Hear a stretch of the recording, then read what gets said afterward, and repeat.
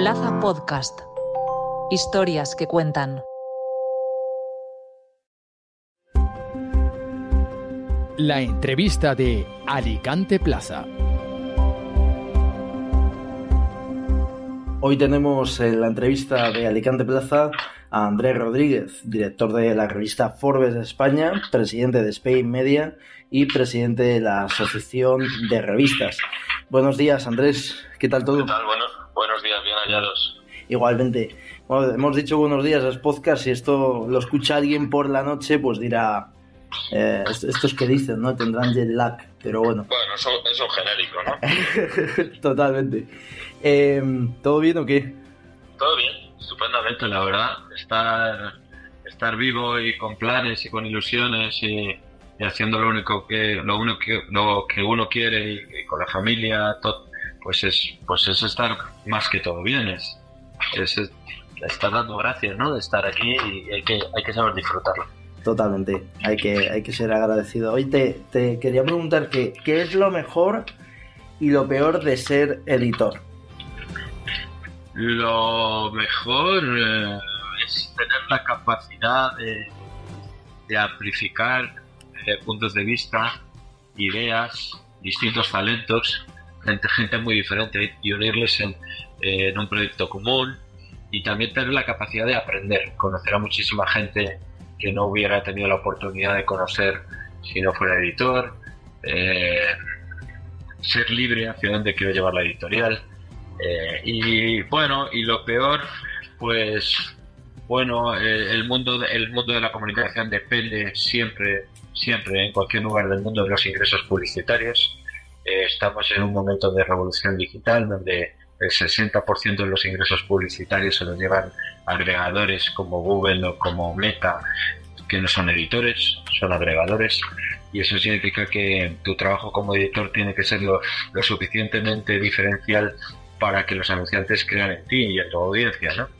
Y bueno, y también es difícil, pero eso forma parte del trabajo, que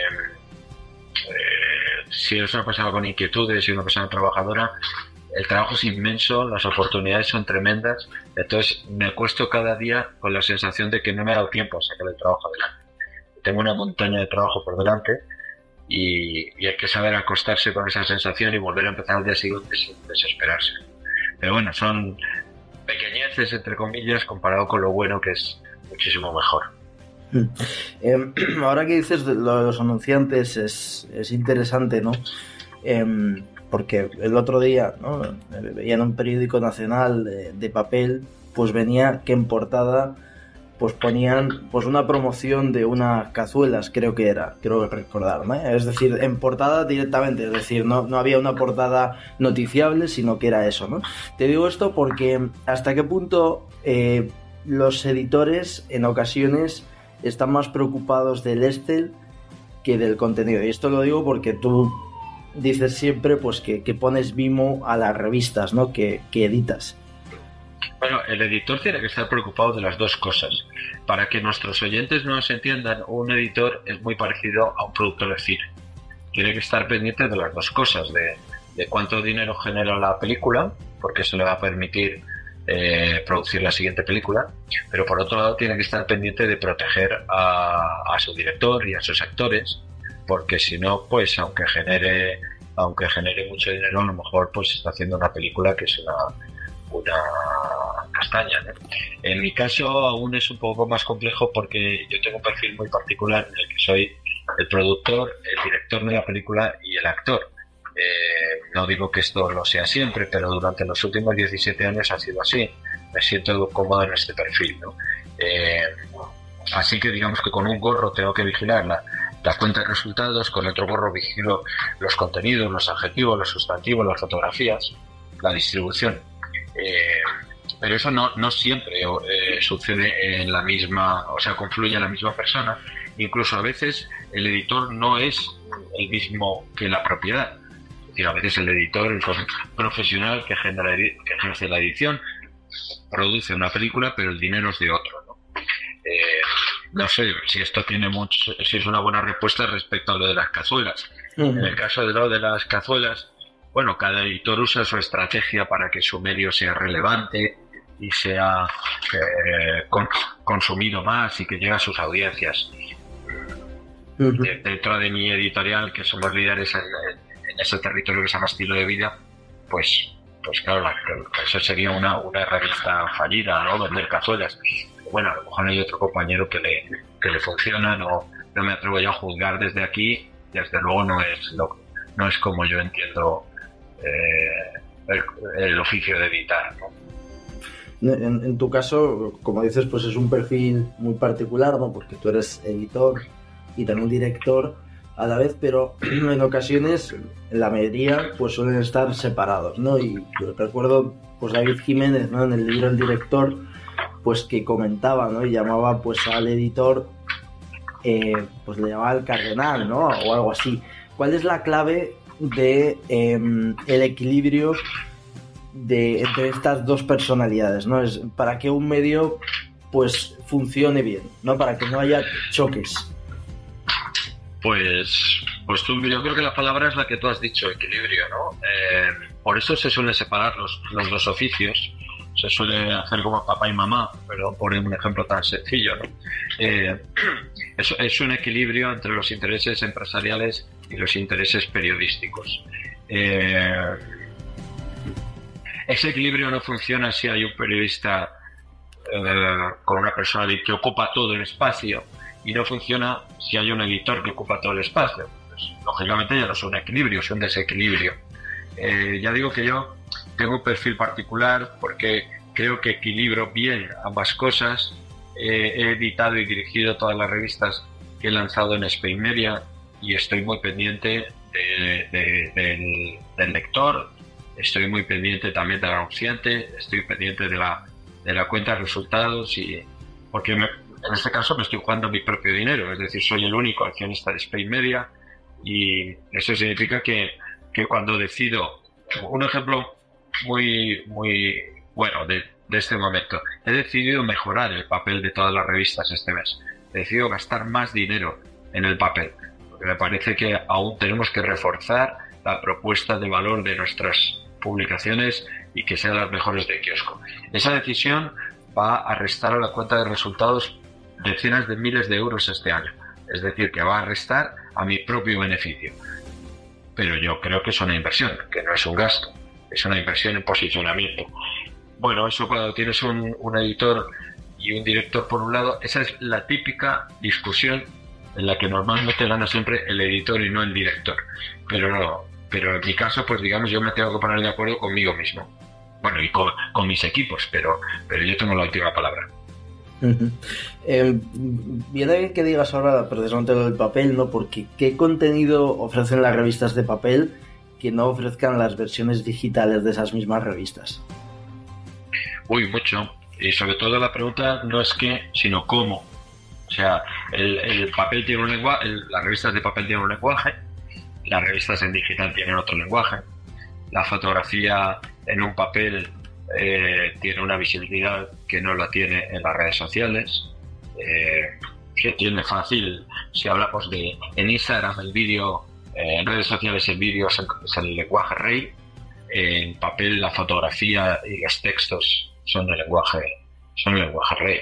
Entonces, a veces los contenidos son comunes, a veces un mismo contenido los lanzamos en todos los verticales, en papel, en digital. Bueno, en digital tiene un montón de verticales diferentes con lenguajes distintos. No es lo mismo TikTok que Twitter, pero lo lanzamos en esos canales. A veces no, a veces lo dejamos solo en el canal que más brilla y no nos esforzamos, no lanzamos el mismo mensaje a todo, ni el mismo contenido a todo.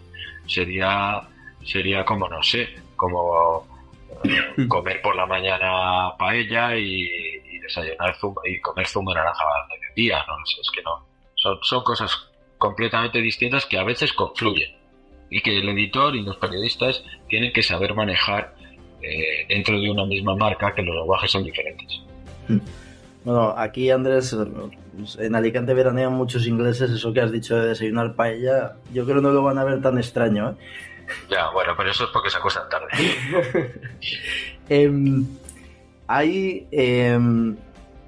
una, lo que has dicho, ¿no? De las revistas y demás. Y antes he comentado de las cazuelas, ¿no?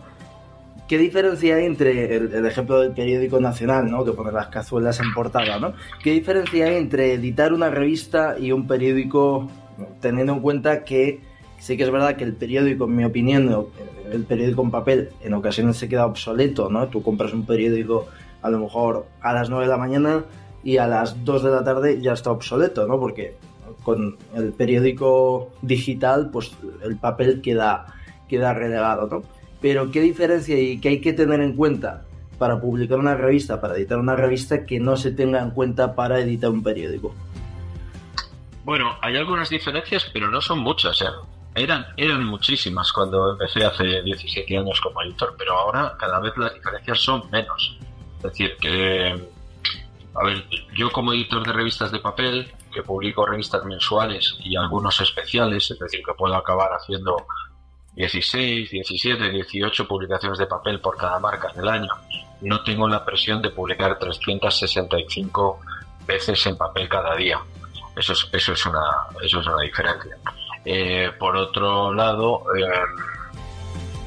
tengo algunas ventajas, como que no necesito, hablo como editor, una redacción tan grande. O sea, no necesito tanta gente, no necesito tanta estructura para defender, para llegar a mis audiencias, ¿no? Por otro lado, Forbes.es no tendría por qué ser diferente de un periódico nacional.es. Ninguna diferencia, puesto que mis lectores en digital pues son o pueden llegar a ser los mismos. Así que de alguna manera me siento en ventaja editando revistas, editando en este caso Forbes y Forbes Woman, Forbes Travel, y editando tapas.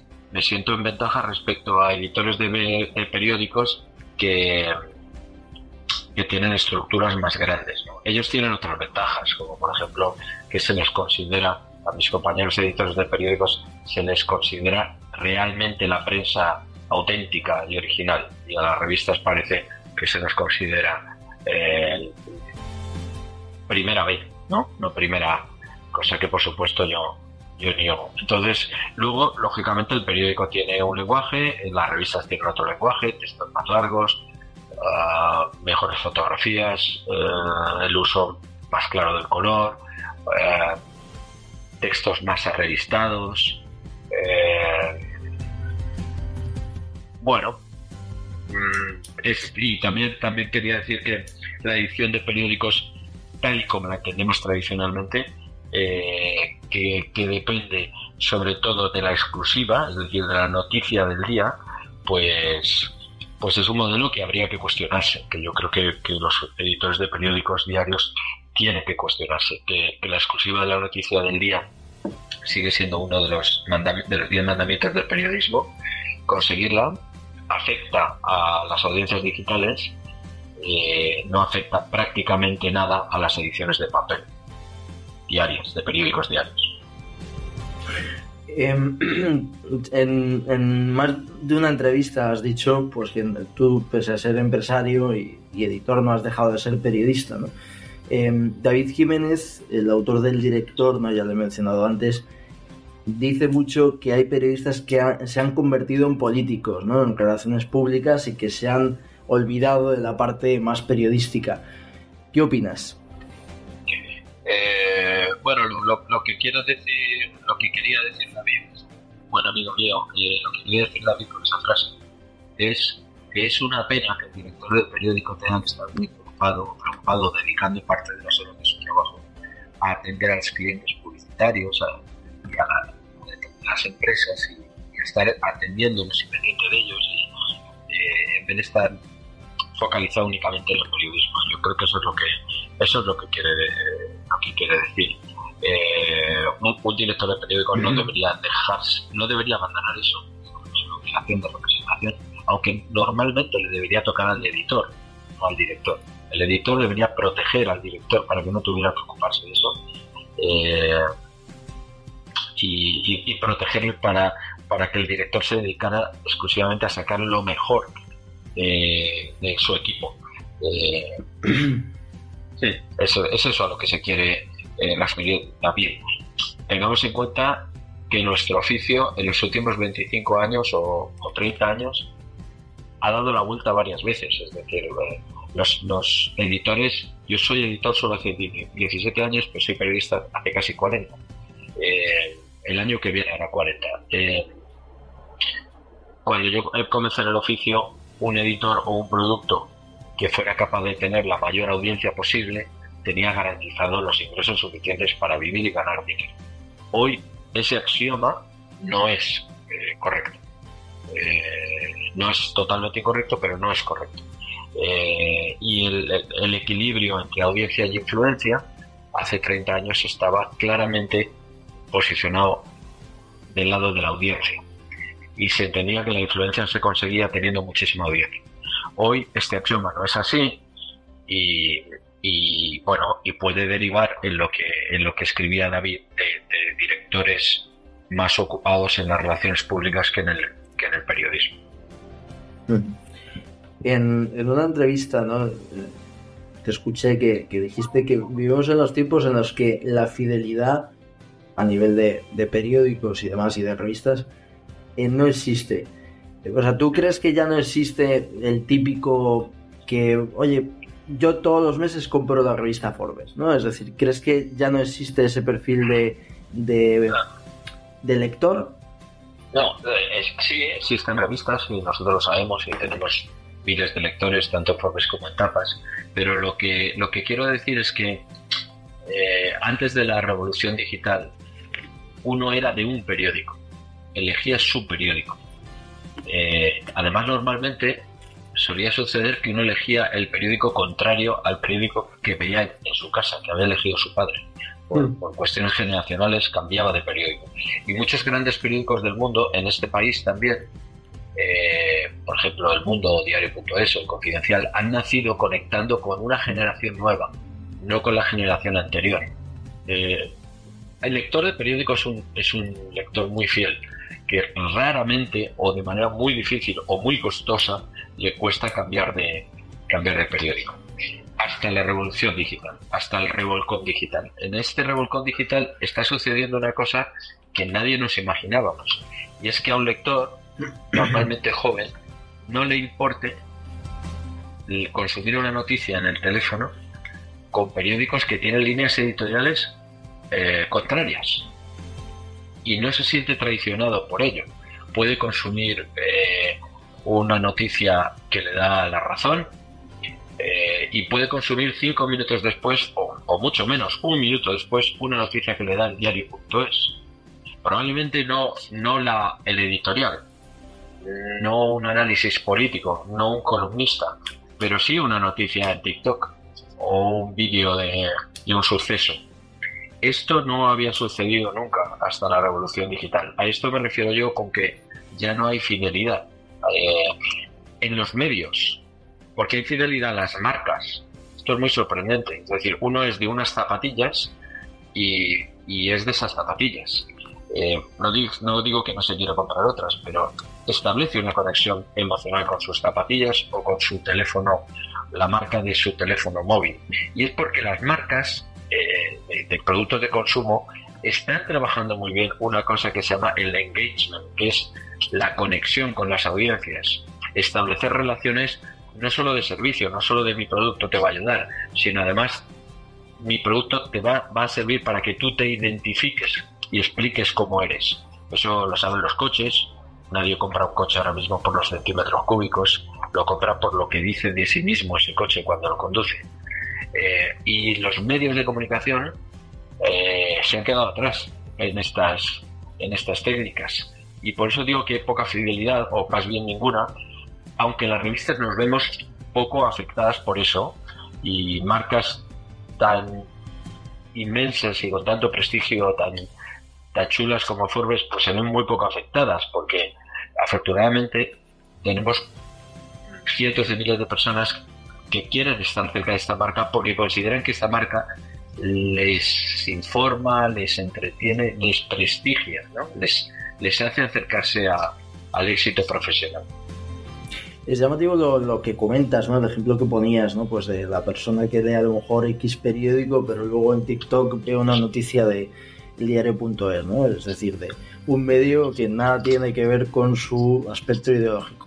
¿Crees que ver, por ejemplo, esas noticias o esas dualidades de pensamiento afecta a que no estemos polarizados? Porque se dice precisamente que vemos una sociedad cada vez más polarizada, ¿no? Y que los medios, pues muchas veces tienen que ver con eso, ¿no? O sea, ¿crees que el ejercicio de, oye, voy a ojear, tengo este periódico de referencia, pero a lo mejor veo X noticia en TikTok? ¿Crees pero cuando los medios... Bueno, esto yo lo primero, lo que voy a decir lo digo con todo el respeto a mis compañeros editores, porque es muy fácil ser torero cuando el toro ya ha pasado, ¿no? Pero cuando los medios empezaron a sentir problemas en su plan de negocio, cuando perdieron el monopolio de las audiencias, cuando la información ya la daba a otra gente, aunque fuera información peor, aunque no fueran periodistas, los medios extremaron su polarización. Empezaron a mandar un mensaje diciendo, tú si piensas como nosotros, si eres alguien progresista, o si eres alguien liberal, o si eres alguien, no sé, o si crees en el 15M, tú nos tienes que leer a nosotros, porque nosotros somos el medio de esa, somos el medio de la España progresista, o somos el medio conservador. ¿Qué sucede con esto?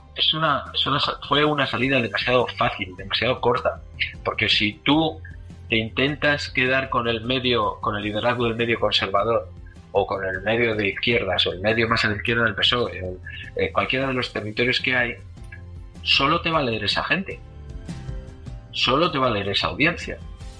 Cualquier persona cualquier becario de marketing sabe que el objetivo de un producto es llegar a la mayor gente posible, no llegar a gente que no le va a consumir nunca, lógicamente, eso sería tirar el dinero, pero nadie desprecia el mercado y se dirige solamente a unos pocos, porque si esos pocos dejan de ser pocos y son aún menos que pocos, pues tienes un problema enorme.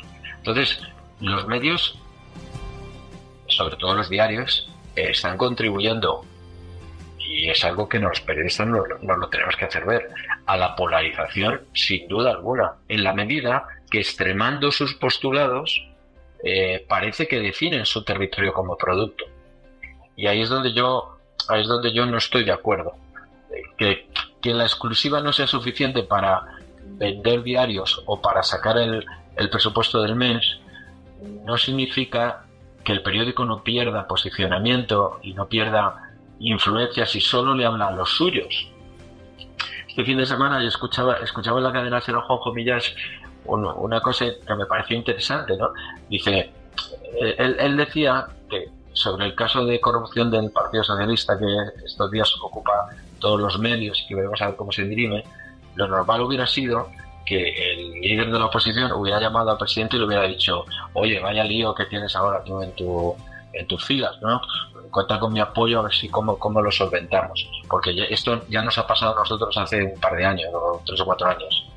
Esa llamada, que es de sentido común, pues ahora no se produce porque parece que uno pierde definición y territorio, ¿no? Entonces, yo creo que los medios, los diarios demasiado politizados, demasiado hablándole solo a su audiencia, se empequeñecen por momentos. Y con esto no digo que el periódico no tenga que tener una línea editorial, pero una cosa es tener una línea editorial y otra solo hablarle a los míos. Ahora que has hablado del gobierno, ¿no? y demás, ¿no? Como esa famosa frase, ¿no? De vamos a hablar del gobierno. Dijiste un discurso de aniversario de Forbes, pues que esto lo digo porque conocido es, ¿no? Pues la fobia que un sector del gobierno pues le tiene al empresariado. En ese discurso venías a decir que ser empresario ya no estaba tan mal visto, ¿no? ¿Por qué crees que ya no se ve tan mal? Bueno, yo creo que nosotros estamos haciendo un trabajo muy importante. Estamos intentando convencer a todo el mundo, llevamos ya 10 años haciéndolo y se nota que este país necesita más empresarios y mejores empresarios. Una idea muy sencilla, pero que todavía tiene que calar más. La segunda idea sencilla es que un empresario es el principal generador de empleo. Las empresas son las que generan empleo. Y este país necesita más empleos y mejores empleos. Y empleos más cualificados para no perder el tren de la revolución tecnológica. La tercera idea es que ganar dinero, que un empresario gane dinero, es solo una consecuencia de que la empresa funciona.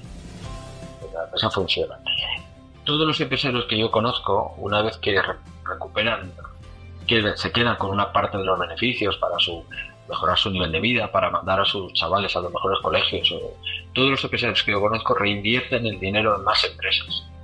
Porque el dinero parado en una cuenta corriente no vale para nada. Y además porque si han sacado su primera empresa adelante sobre una idea que han tenido, están ilusionados pensando que la siguiente idea volverán a acertar. Y todo esto pues va calando en la sociedad, y cada vez hay más gente joven que prefiere emprender. Ha calado también una idea muy sencilla pero que funciona, y es que en Estados Unidos fracasar está bien visto en el currículum y que se puede volver a empezar, y que un emprendedor que no ha fracasado nunca es alguien, digamos, que no es fiable. Bueno, esto no deja de ser un poco de storytelling americano, pero eso también ha calado. Y también es verdad que la sociedad ha cambiado y que ya no hay trabajos para toda la vida, como cuando yo era chico, que uno buscaba la mejor empresa para trabajar toda la vida. Ya está, a vivir tranquilamente, eso ya no sucede. Y también está pasando que vamos a trabajar más años porque vamos a vivir más años. Y esa es nuestra misión, ese es nuestro mensaje en Forbes. Nos queda mucho para conseguir, o por conseguir, pero estamos en ello. Desde la revista Forbes lo que habéis hecho también mucho pues es aterrizar, ¿no?, un poco la información empresarial, ¿no?, el mundo de la empresa, ¿no? Y digo esto porque a veces da la sensación de que pues las noticias de papel salmón, ¿no? Sí que es verdad que ese suplemento cada día es más historia, ¿no? Y pocos periódicos lo siguen manteniendo. ¿Crees que debería de ser menos abstracta en ocasiones por parte de los medios en general, no de las revistas, ¿no? Ser más accesible, ser más entendible para el común de los mortales, y quizá pues esa demonización del empresariado, ¿no?, y esa falta de conocimiento de ese sector pues haga que se les tenga tanta manía?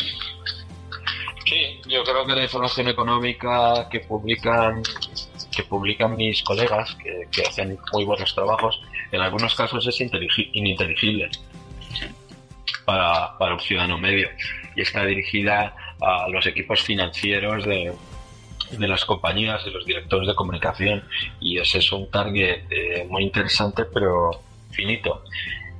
Yo cuando acepté editar Forbes hace 10 años, bueno, esta reflexión fue hace 11, yo decidí que quería publicar una revista que entendiera a todo el mundo. Y además de que la entendiera todo el mundo, y yo el primero, que no era un periodista económico, quise publicar una revista que no hablara exclusivamente de economía, ¿no? Una revista económica me parecía empequeñecer el territorio. Entonces, nuestra misión es explicar cómo funciona el mundo a partir del dinero. Fíjate que sencillo, suena hasta vulgar la palabra dinero, ¿no? Pero es así, porque es que todo el mundo tiene una relación con el dinero, sea la economía doméstica, sea un autónomo, sea un estudiante que pide una beca, sea una madre de familia, o yo que sé, una familia monoparental, da igual, un chaval al que le empiezas a dar la paga. A partir de ahí se puede explicar cómo funcionamos. El dinero es una moneda de cambio, es una herramienta entre nosotros para relacionarnos, y por eso el trabajo de Forbes es infinito. Por eso esta revista tiene 107 años y yo espero estar editándola y publicándola pues hasta el fin de mi vida laboral. Y ese punto de vista tan abierto nos ha dado muchas alegrías, porque hemos cogido una revista que si la hubiéramos hecho muy económica sería una revista pequeña, y estamos haciendo una revista enorme que ahora mismo es una de las principales marcas y revistas de este país, muy rentable, donde anunciantes de estilo de vida están creyendo en nosotros, porque les estamos explicando que los hombres de negocios hacen negocios con estilo, porque les estamos explicando que los hombres y mujeres de negocios tienen presupuesto para hacer los negocios con estilo. Y bueno, y eso, con esto no quiero infravalorar la información económica especializada, porque es importantísima y nosotros la consumimos, yo la consumo, pero nosotros estamos haciendo una revista mucho más ancha. Eres un gran defensor de los kioscos, ¿no? De hecho, pues hablas, ¿no? De que los ayuntamientos deberían pues protegerlos, ¿no? Y fomentarlos, y me gusta mucho pues un poco el concepto de no sé cómo llamarlo, ¿no? Parroquia secular de el efecto que tienen los kioscos, ¿no? Desgraciadamente cada día es más complicado encontrarlos en algunas ciudades, en algunas pues todavía siguen estando normalizados, ¿no? Pero ¿cómo te imaginas una España sin kioscos? Pues es que no quiero ni contestar a la pregunta.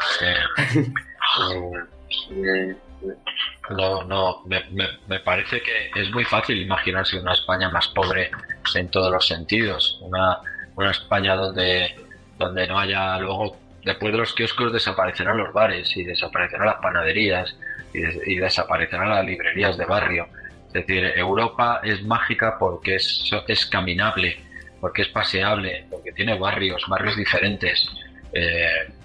Los kioscos son imprescindibles. Estoy en una campaña y para convencer a los alcaldes de que hay que ayudar a los kioscos, y para ayudarlos no basta con bajarles el fee de lo que pagan por el alquiler. No es suficiente, hay que ponerse manos a la obra, hay que tomar cartas en el asunto. Los kioscos son vertebradores del barrio, cómplices en la libertad de expresión. A nadie se le ocurriría pensar que una sociedad puede vivir sin librerías físicas. Pues es exactamente lo mismo, que los bares ayudan a que haya conversación y convivencia entre vecinos. Exactamente lo mismo. Pues Andrés, ha sido un placer, muchísimas gracias. Oye, nada, un placer para mí. Gracias por darme tiempo a transmitir un poco mis ideas. Estamos enamorados del podcast. Nosotros somos promotores de un festival que se llama Estación Podcast en Madrid, que va este año ya por su tercera edición, y invito a todo el mundo a que se acerque a nuestras marcas, a Highstar, a Forbes, a Tapas, a Digital, en papel, en nuestros eventos, y que nos escriba con cualquier idea que tengan, que intentaremos responder y conversar con la audiencia. Así que nada, un gusto. Que así sea un honor para nosotros. Nada, que pases un buen día. Un abrazo fuerte, Andrés, gracias.